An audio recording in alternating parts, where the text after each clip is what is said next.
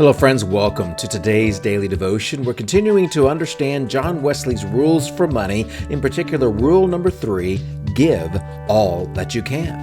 And today we're going to be looking in the New Testament at the book of James, James's letter to the Christians in all times and all places, reading from chapter 1, beginning in verse 19 and reading through verse 27. Hear now these words. My dear brothers and sisters, take note of this. Everyone should be quick to listen, slow to speak, and slow to become angry, because human anger does not produce the righteousness that God desires.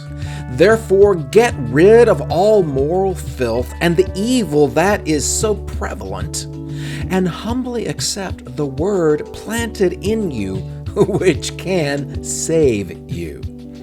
Do not merely listen to the word and so deceive yourselves. Do what it says.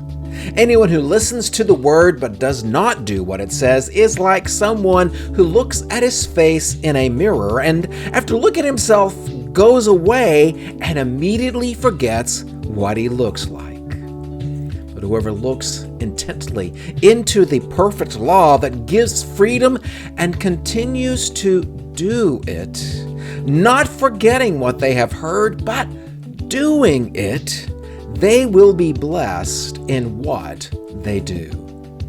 Those who consider themselves religious and yet do not keep a tight rein on their tongues deceive themselves, and their religion is worthless. Religion that God our Father accepts as pure and faultless is this: to look after orphans and widows in their distress, and to keep oneself from being polluted by the world.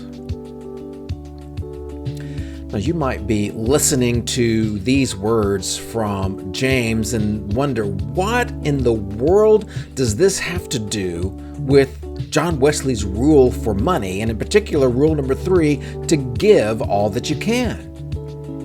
Well, here's the tie-in. There's 2. Number 1 is that very last thing. The religion that God our Father accepts as pure is this: looking after orphans and widows in their distress. Well, in order to look after the orphans and widows in their distress means you've got to be someone who is taking care of orphans and widows, and that means you've got to be giving for the needs of the orphans and the widows. In other words, you got it.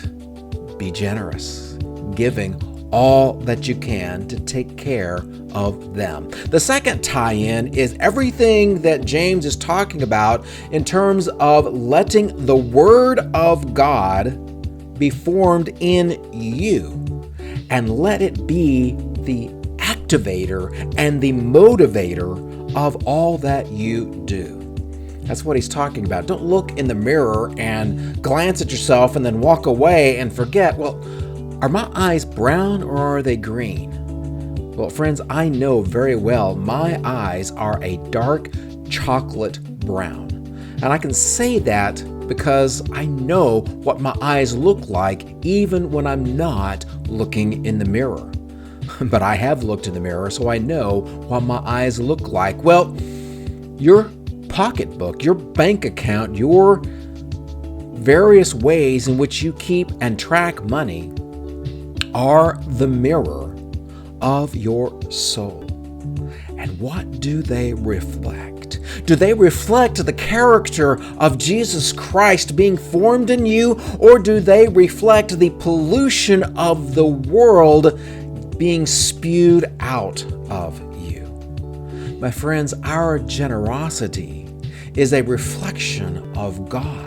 It is a reflection of ourselves, is a description of how effective God is in pouring Himself into our lives and our willingness to pour our own selves out of our lives. We receive what God gives freely, so we should distribute even more freely what God has given to us. Do not be merely a listener of the word and deceive yourself, but get out there and do it. Practice generosity. and I'll see you tomorrow for another daily devotion.